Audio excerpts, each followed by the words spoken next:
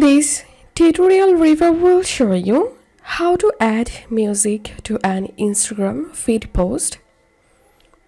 To add music to an Instagram feed post, begin creating an Instagram post as normal.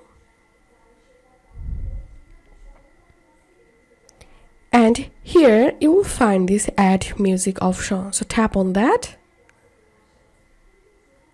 Choose a song you want to use for your post.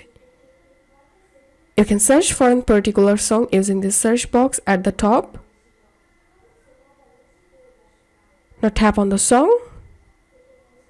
Choose your desired song clip length